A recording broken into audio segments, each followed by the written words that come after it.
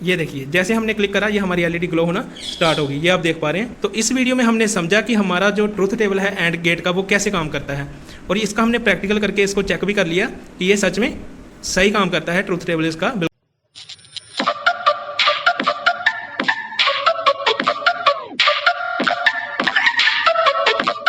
Hello दोस्तों, एक बार फिर से स्वागत है हमारे YouTube चैनल में। गाइस, अगर आप हमारे चैनल पे नए हो तो हमारे चैनल को सब्सक्राइब करना ना भूलें और साथ में बेल नोटिफिकेशन के आइकन पर क्लिक जरूर करें ताकि आने वाली वीडियो की नोटिफिकेशन सबसे पहले आप तक पहुंच सके।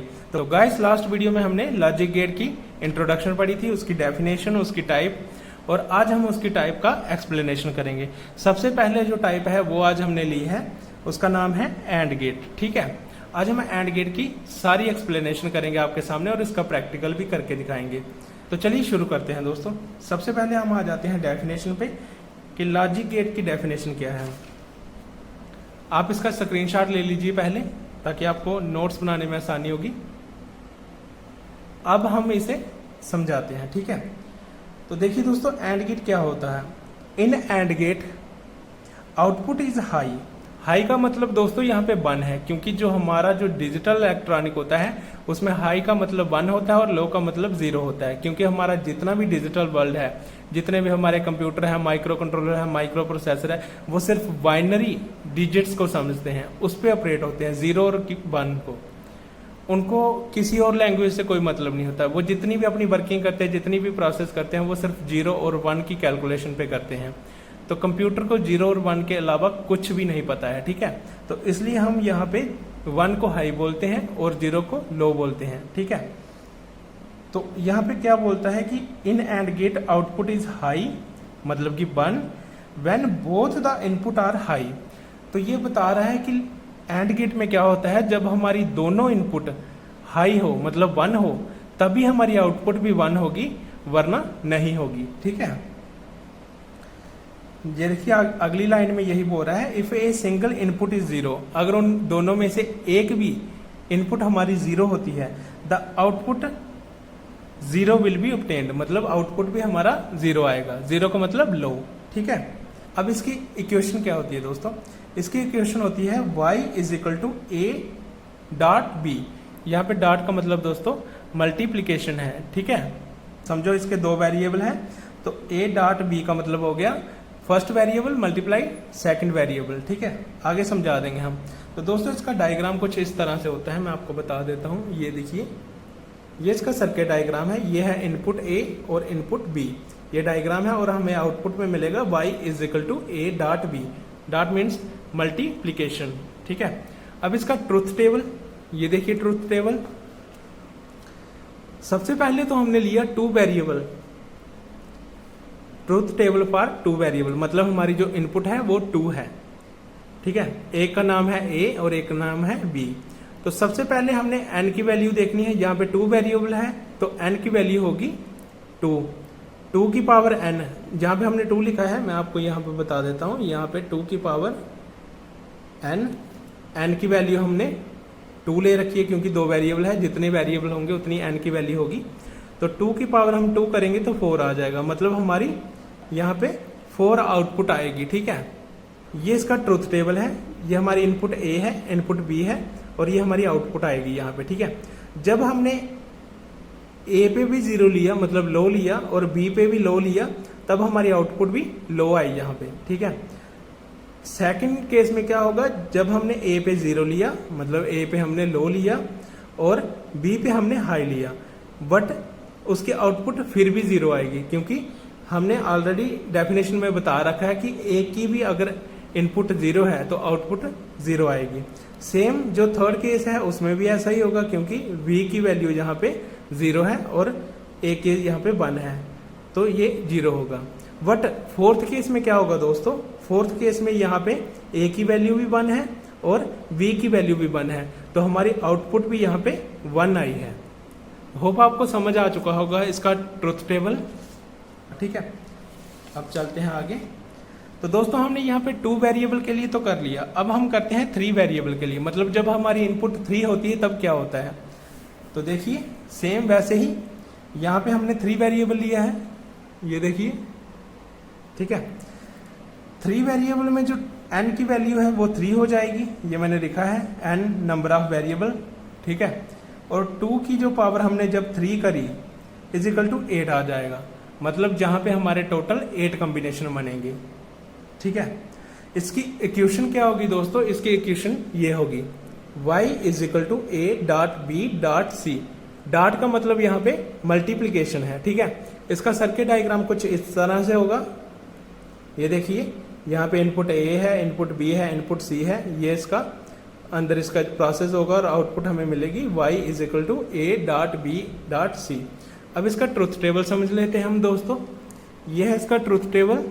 यहाँ पे देखिए तीनों इनपुट है हमारी a b c और यहाँ पे output y is equal to a dot b dot c। Definition में हमने पढ़ रखा है कि एक भी इनपुट 0 होगी तो हमारी आउटपुट भी 0 हो जाएगी। तो सेम यहाँ पे देखिए, यहाँ पे हमने इनपुट a की भी 0 ली है, b की भी 0 ली है, c की भी 0 ली है, तो आउटपुट 0 आई। यहाँ पे a और b की 0 है, c की 1 है, बट 0 आएगी क्योंकि यहाँ पे 2 की 0 है। और सेम यहाँ पे भी 2 की 0 है, मतलब a और c की 0 है और b की 1 है, फिर भी 0 आएगी।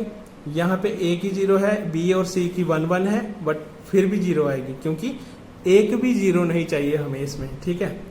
सेम इसमें भी 2 0 है, एक 1 है, a में 1 है, तो ये भी 0 आएगी। इसमें a और c 1 है, b 0 है, यहाँ भी 0 आएगा।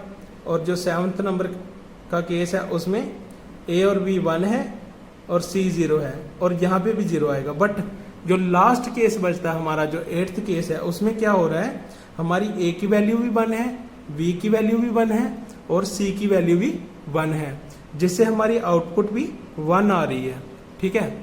होप आपको समझ आ चुका होगा ट्रुथ टेबल थर्ड वेरिएबल का भी। इसके बाद हम इसका प्रैक्टिकल जो बनाएंगे उसका सर्किट कैसे बनाना है ये हम बताते हैं आपको। तो देखिए दोस्तों, ये है इसका सर्किट डायग्राम, ठीक है। ये हमने यहाँ पे ट्रांजिस्टर यूज करे हैं, ये है BC547 NPN ट्रांजिस्टर है और सेम हमने यहाँ पे भी BC547 ट्रांजिस्टर का इस्तेमाल करा है। 2 ट्रांजिस्टर लिए हमने दोस्तों इसमें, ये आप देख पा रहे होंगे, ठीक है। अब इसको समझिए, 2 ट्रांजिस्टर हो जाने के बाद 2 हमने यहाँ पे पुश बटन लिए हैं सिग्नल के लिए, ठीक है। ये कैसे काम करेंगे ये भी हम आपको समझा देंगे। ये 2 पुश बटन है यहाँ पे, 1 नंबर का, 2 नंबर का। ये हमने इन दोनों का जो एक टर्मिनल है पुश बटन का, उनको आपस में कॉमन करा है हमने और उसको एक रजिस्टर के थ्रू पॉजिटिव जो इनपुट आ रही है 5 वोल्ट उसके साथ कनेक्ट करा है, ठीक है। और जो यहाँ पे जो BC547 का जो फर्स्ट वाला ट्रांजिस्टर है उसके अमीटर पे हमने ग्राउंड कनेक्ट कर रखी है, ठीक है।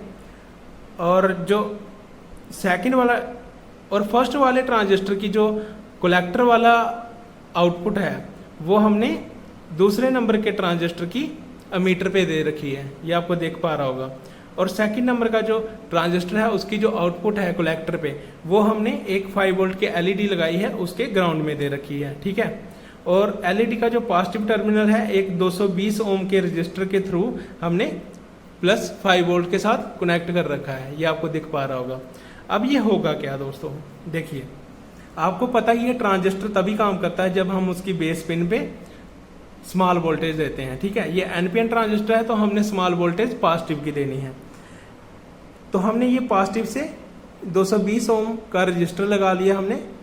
तो आगे ये हमने दोनों जो हमारे पुश बटन है उनके एक टर्मिनल के साथ कनेक्ट कर दिया। तो हमने ये सर्किट बना के आपको बताया है, ये डायग्राम हमने समझाया है। इसका प्रैक्टिकल भी करके देखते हैं कि ये सच में काम करता है कि नहीं करता है। एक बार फिर से दोस्तों, अगर आप हमारे चैनल को सब्सक्राइब करें और साथ में बेल नोटिफिकेशन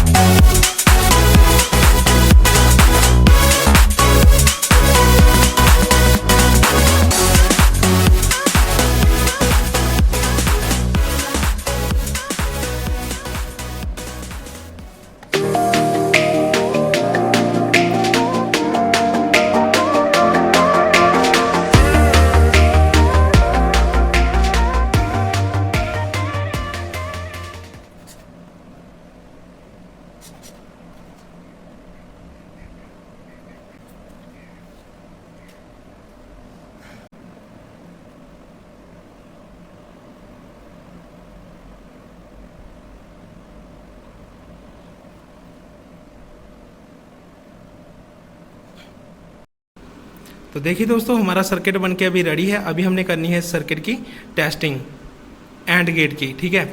ये हमारा ए है और ये हमारा बी है।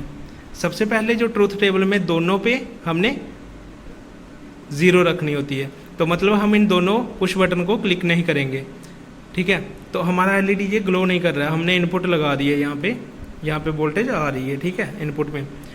दूसरे केस में क्या होता है, दूसरे केस में ये होता है कि हमने बी को 1 देना होता है और ए को 0 देना होता है, मतलब हमने सेकंड नंबर वाला पुश बटन क्लिक करना है। तो हमने ये क्लिक करा बट हमारी एलईडी ग्लो नहीं हुई। क्यों नहीं हुई?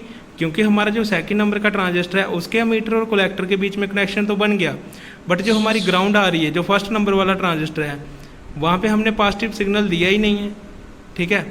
जिसकी वजह से क्या हो रहा है, जो फर्स्ट नंबर का ट्रांजिस्टर है उसके एमीटर और कलेक्टर के बीच में कनेक्शन नहीं बना है अभी, ठीक है। और तीसरे नंबर के केस में क्या होता था, हमने ए नंबर पे पॉजिटिव सिग्नल देना था, मतलब ए नंबर पे हमने हाई वैल्यू देनी थी और बी नंबर पे हमने लो इनपुट देनी थी, ठीक है। अब हम यहाँ ये वाला बटन क्लिक करते हैं, ए वाला, तो फिर भी हमारी एलईडी ग्लो नहीं करी। क्यों नहीं करी?